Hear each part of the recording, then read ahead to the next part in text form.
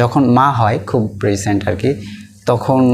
জবে থাকা অবস্থায় তার বাচ্চাকে কি ওই পরিমাণ সময় দিতে পারে ম্যাটারনিটি লিভের পরে? আপনার কি মনে হয় 6 মাস 1 বছর বয়স তার হয়তো বা টাইমলি ব্রেস্ট ফিডিংয়ের ব্যাপার একটা থাকে, তো এই জিনিসগুলো না আপনি একজন মা হিসেবে কিভাবে দেখতেছেন? এক্স্যাক্টলি, আসলে আমি বলবো যে এই যে একটা মাদারদের একটা গিল্ট ফিলিং কাজ করেই, হ্যাঁ,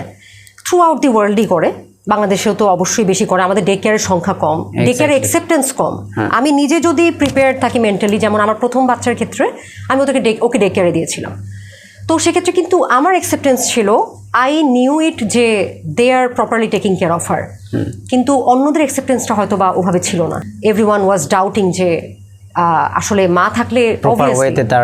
দেখাশোনা হতো, সেটা ডে কেয়ারে হয়তো হচ্ছে না, এটা একটা। আর হ্যাঁ, গিল্ট ফিলিং তো কাজ করেই,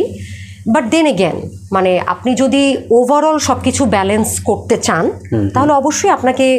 মানে ওই যে ব্যালেন্স ওয়ার্ডটাতেই ফোকাস করতে হবে, হ্যাঁ, যে আপনি ফুললি অবশ্যই আপনার বাচ্চাকে সময় দিতে পারছেন না। অবশ্যই আপনি যখন অফিসে জয়েন করছেন, আমি যখন অফিসে জয়েন করলাম, আই হ্যাভ আ টুইন, তাদের বয়স 2 বছর, তো আমি যখন এই নতুন অফিসে জয়েন করলাম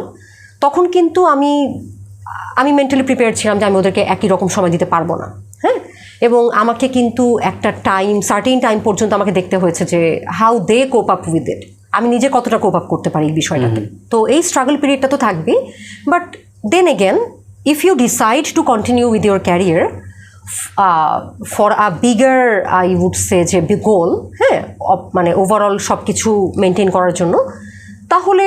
কিছুটা ছাড় দিয়ে কিছুটা ম্যানেজ তো করতেই হবে। এবং বাচ্চার ব্যাপারে অবশ্যই কি বলবো, ফ্যামিলি কামস ফার্স্ট, বা অবশ্যই বাচ্চারা কামস ফার্স্ট, এবং আপনি এটা এনশিওর করার পরেই তো কাজটা করছেন, হ্যাঁ। তো এই কারণে গিল্ট ফিলিংটাও আমাদের আসলে একটা পর্যায়ে গিয়ে না কমিয়ে ফেলতে হবে। I have learned doing this,